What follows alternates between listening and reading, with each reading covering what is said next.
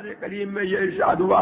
وَإِذَا قُرِئَ الْقُرْآنُ فَاسْتَمِعُوا لَهُ وَأَنصِتُوا لَعَلَّكُمْ تُرْحَمُونَ۔ اے لوگو، جب قرآن پڑھا جائے فَاسْتَمِعُوا لَهُ تو اس کو سننے کے لیے پہلے سے تیار ہو جاؤ، وَأَنصِتُوا اور اس کی تلاوت کے دوران خاموش رہو، لَعَلَّكُمْ تُرْحَمُونَ تاکہ تمہارے اوپر رحم ہو، تاکہ اللہ تمہارے اوپر رحم کرے۔ اب مفسرین نے اس بارے میں ان کو اختلاف ہوا کہ یہ آیت کریمہ خطبے کے بارے میں نازل ہوئی ہے یا قرآن کی تلاوت کے دوران یہ نازل ہوئی ہے کہ قرآن کی تلاوت کے دوران کا یہ حکم ہے۔ اور صحیح یہ ہے کہ یہ آیت کریمہ جو ہے خطبے کے لیے بھی نازل ہوئی ہے اور تلاوت قرآن کا حکم بتانے کے لیے بھی نازل ہوئی ہے، بلکہ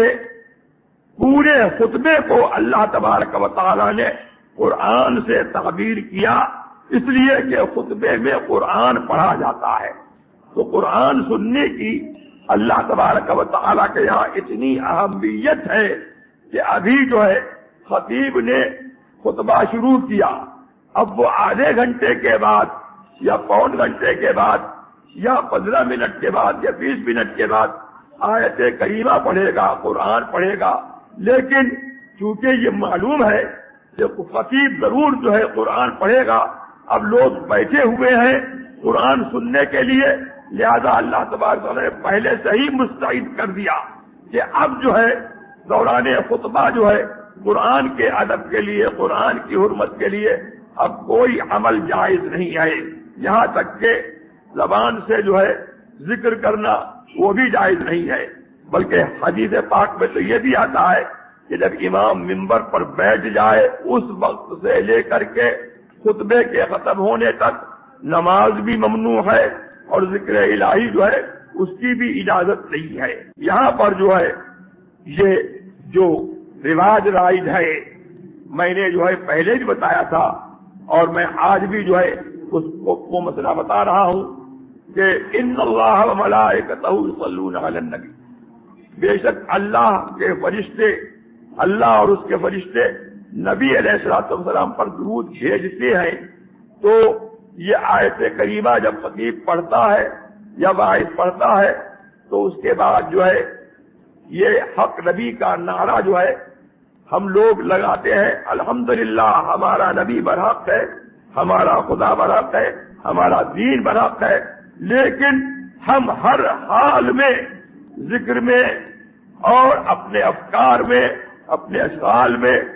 محمد الرسول اللہ صلی اللہ تبارک و تعالی وسلم کے حکم کے ہم تابع ہیں، قرآن کے حکم کے تابع ہیں۔ تو جہاں پر قرآن نے ہم کو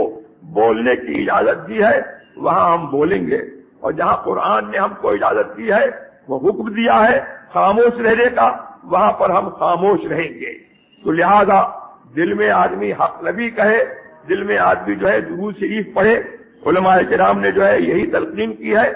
اور یہی جو ہے وہ خطبہ سننے کا جو ہے ادب ہے۔ اور خطبہ سننے کے احکام میں یہ بھی ہے کہ جو لوگ آواز خطیب کی سن رہے ہیں وہ تو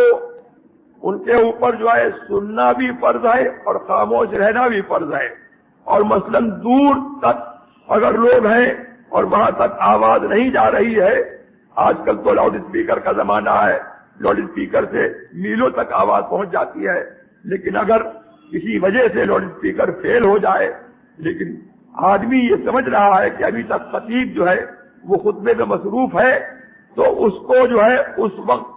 اگرچہ وہ سن نہیں سکتا ہے لیکن اس دور رہنے والے کو بھی جو ہے چپ رہنا جو ہے اس کے اوپر فرض ہے۔ اور یہ سنت جو ہے وہ الحمدللہ فرشتوں کی سنت ہے۔ حدیث پاک میں آیا کہ فرشتے لکھتے رہتے ہیں کہ کون پہلے آیا، کون پہلے آیا، اس کے بعد کون پہلے آیا،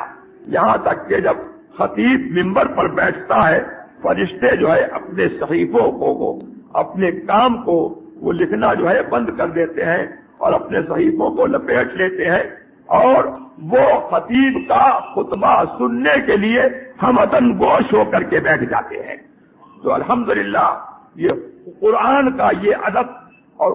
خطبہ سننے کا یہ ادب جو ہے یہ فرشتوں کی سنت ہے. اللہ تبارک و تعالی ہمیں اور آپ کو مسلک اعلی حضرت پر، مسلک اہل سنت والجماعت پر جو ہے وہ اللہ تبارک و تعالی ہمیں اور آپ کو قائم رکھے. وآخر دعوانا الحمدللہ رب العالمین.